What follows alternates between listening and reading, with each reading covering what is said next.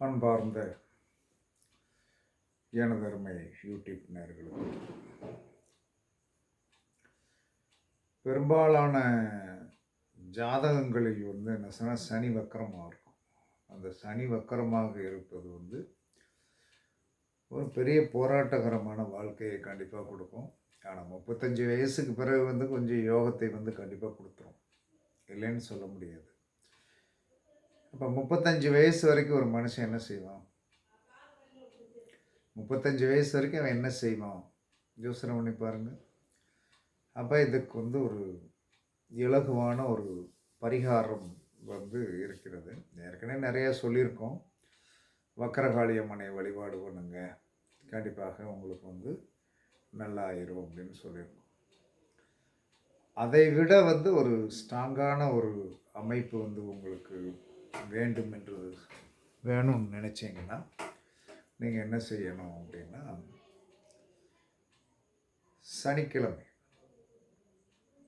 சனிக்கிழமை மலை மேல் இருக்கின்ற பெருமாள், மலை மேல் இருக்கின்ற முருகன் எங்காவது இருக்கும். நீங்கள் அக்கா பழனி மலைக்கு தான் போகணும், சுவாமி மலைக்கு தான் போகணும் அப்படிங்கிற கட்டாயம் ஜோதிடத்தில் சொல்லப்படவே இல்லை. ஆனால் அந்த கோவில்களுக்கு மலை மேலே இருக்கணும்.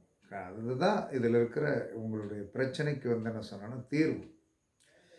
அப்போ மலை மேல் இருக்கின்ற முருகனோ பிள்ளையார் கூட இருந்தாலும் போகிறோம். எங்கள் ஊர்லலாம் மலை மேலே என்ன சொன்னாங்கன்னா, கழுகுமலையில் மலை மேலே பிள்ளையார் இருக்கார். நிறைய பேருக்கு சொல்லி வந்துட்டு போவாங்க. ஆனால் அரண்டாக வந்துட்டு போவாங்க. ஆனால் தெரியும் அந்த அந்த அந்த கான்ஃபிடென்ட்லாம் இருக்குது, இவன் ஜெயிக்கணுமா. அப்போ என்ன சொன்னால், மலை மேல் இருக்கின்ற எந்த தெய்வமாக இருந்தாலும் நம்ம என்ன செய்யணும்? சும்மா போகக்கூடாது. எப்படியும் மலை மேலே இருந்தோம்னா அங்கே இது இருக்கும், ஏதாவது என்ன சொல்லணும், பறவைகள் இருக்கும், இல்லை குரங்குகள் இருக்கும். நீங்கள் கண்டிப்பாக என்ன செய்யணும் அப்படின்னா, உணவு ஏதாவது பிரச்சனை கொஞ்சம் சேவு வாங்கிட்டு போனீங்கன்னாலும் நல்லா நொறுக்கி நீட்டாக போட்டிங்கன்னா போட்டு வந்துடுங்க. அது எப்படியோ ஏதோ ஒன்று சாப்பிடும், அது உறுதி.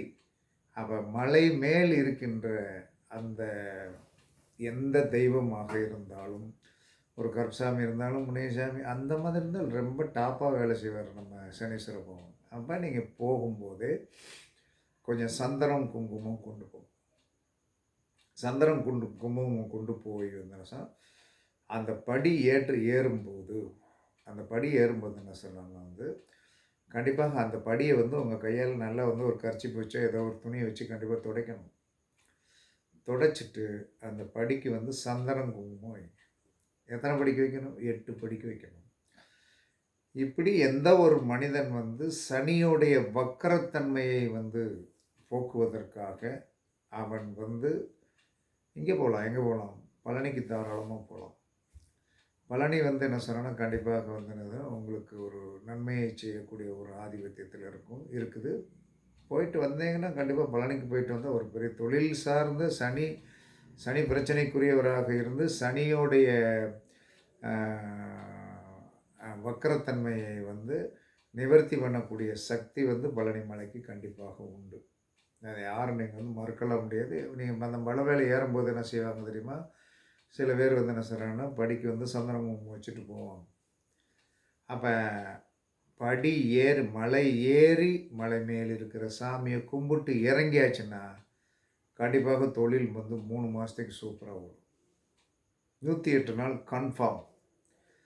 108 நாளைக்கு பிறகு அப்படியே இறங்கும், டெம்பரேச்சர் இறங்கும். அப்போ என்ன சொல்கிறான், டக்குன்னு போயிடணும்.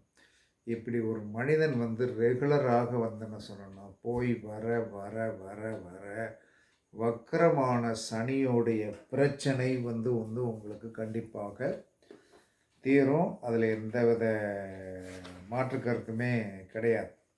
அதனால் நீங்கள் கண்டிப்பாக எங்கே போகணும்? மலை மேல் இருக்கின்ற கோவிலுக்கு போகணும். அதில் முருகனாக இருந்தால் ரொம்ப சந்தோஷம். முருகனாக இல்லை அப்படின்னா விநாயகராக இருந்தால் ரொம்ப சந்தோஷம். ஏன்னா மலை மேல் வந்து என்ன சொன்னான்னா வந்து காளி, துர்க்கை இந்த மாதிரி இருக்கான்னு தெரியல. ஆனால் மைசூரில் சாமுண்டீஸ்வரி அம்மா இருக்குது. மைசூரில் சாமுண்டீஸ்வரி அம்மா இருக்குது. அப்போ மைசூரில் வந்து சாமுண்டீஸ்வரி அம்மா இருக்குது அப்படிங்கும்போது பெரிய பெரிய தொழிலதிபர்கள் வந்து தங்களுடைய ஜாதகத்தில் வந்து சனி வக்கரமாக இருந்தால், தொழில் ஸ்தாபனங்களில் பிரச்சனைகள் இருந்தால் மீட்டு கொண்டு வர வேண்டும் என்று சொன்னால் சாமுண்டீஸ்வரிக்கு ஒரு அற்புதமான பவர் உண்டு. அஷ்ட சக்திகளில் வந்து என்ன சொன்னான்னா 7வது சக்தி. 7வது சக்தி யார்? சாமுண்டி. அந்த சாமுண்டியுடைய வாகனம் என்ன? யானை. அதனால் நீங்கள் மைசூரில் இருக்கிற சாமுண்டீஸ்வரி கோயிலுக்கு போயிட்டு வந்தீங்கன்னாலும் சிறப்பாக இருக்கும். 108 நாள் தான் கணக்கு. 108 நாளைக்கு பிறகு வந்து என்ன சொல்லலாம்னா வேலை செய்யாது. அதுக்கடுத்து ஒரு ட்ரிப்பு நம்ம போட்டுறணும். நமக்கு தேவைப்பட்டால் வந்து கண்டிப்பாக அந்த ட்ரிப்பை வந்து நம்ம போட்டுறணும்.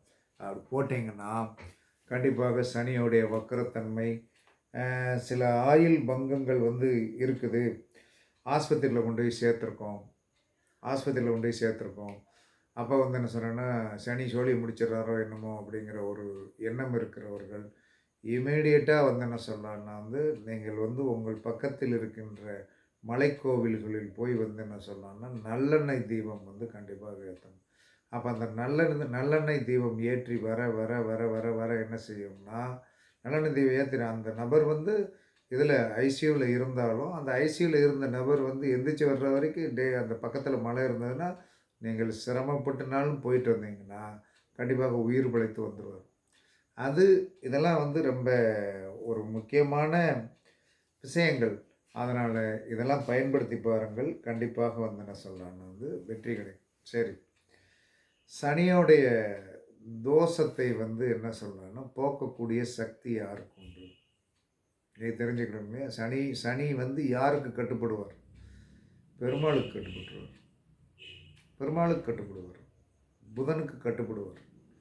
அதனால தான் சனியோடைய நம்பரில் போய் பிறந்தவர்களுக்கு புதனுடைய நம்பரில் தான் பேர் வச்சு கொடுப்போம். அப்போ ஏன்னா புதனுக்கு வந்து ஒரு கட்டுப்பட்டே ஆக வேண்டிய ஒரு கட்டாயத்துக்கு தள்ளப்பட்டு விட்டுருவார். அதனால் வந்து என்ன சொன்னோன்னா சனியோடைய தோஷம் உடையவர்கள் கண்டிப்பாக பெருமாள் வழிபாடு பண்ணுவது உங்களுடைய ஆயுளை கூட்டும், தொழிலை நன்றாக இருக்கும். பிணிபீடைகள் வந்து என்ன சொன்னோன்னா வராது. இல்லைன்னா சனியினுடைய தாற்பயம் என்பது பிணிபீடைகள் தான். அந்த பிணிபீடைகளை கொடுத்து வந்து என்ன சொன்னோன்னா அதாவது வந்து சனியோடைய ஒரு தாக்கம் நமக்கு இருக்கிறது என்று சொன்னால் என்ன செய்யும்னா நிம்மதியாக சாப்பிட முடியாது. ஒரு சிறு செகண்டில் ஒரு சந்தோஷத்தை நேற்று அனுபவித்தோம் என்று சொன்னால் இன்றைக்கி என்ன செய்யணும்னா அந்த சந்தோஷத்தை வந்து நாம் நேற்று அனுபவித்ததை விட வந்து இன்றைக்கி வந்து ஒரு கொடூரத்தை வந்து அந்த நபர் கொடுப்பார். அதை வந்து நீங்கள் ஒன்றுமே செய்ய முடியாது.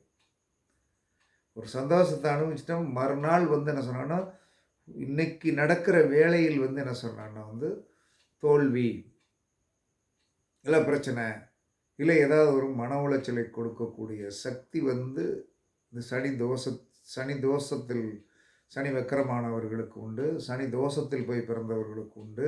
சனி தோஷத்தில் ஏதாவது ஒரு சனி தோஷமுடைய நட்சத்திரத்தில் ஏதாவது ஒரு கிரகம் இருந்தால் கண்டிப்பாக உண்டு. இதெல்லாம் யாரும் வந்து என்ன சொன்னான்னா அது நான்லாம் அனுபவிச்சிட்ருக்கேன். ஏன்னா வந்து என்ன சொன்னேன்னா அந்த மாதிரி ஒரு அமைப்பில் பிறந்துட்டோம். அது பழகி போச்சு. புதிதாக வருகின்றவர்களுக்கு வந்து ஏதாவது ஒரு ரெமெடி அப்படின்னா ரொம்ப சிம்பிள். மலை மேல் இருக்கின்ற முருகன். வேறு எந்த தெய்வங்கள் இருந்தாலும் நீங்கள் சென்று வணங்கலாம். சனியோடைய வக்கர நிவர்த்தி வந்து தீரும். சனி வக்கரமாகி வந்து ஸ்ட்ராங்காக இருந்தார்னா மைசூர் சாமுண்டீஸ்வரி அம்மனை போய் வழிபாடு பண்ணுங்கள். அந்த அம்மனுடைய படத்தை வைத்துக் கொள்ளுங்கள். 2வது வக்கரகாளி அம்மன் படத்தை வைத்துக் கொள்ளுங்கள். கண்டிப்பாக உங்களுக்கு பாதுகாப்பு கிடைக்கும், வெற்றி கிடைக்கும் என்று கூறி உங்களிடமிருந்து விடைபெறுவது சிப்பிப்பாறை ஜோதிடர் சாதுராகவன் ஜெயபாலாஜி. சுகமே சொல்க, வாழ்க வளமுடன். வணக்கம்.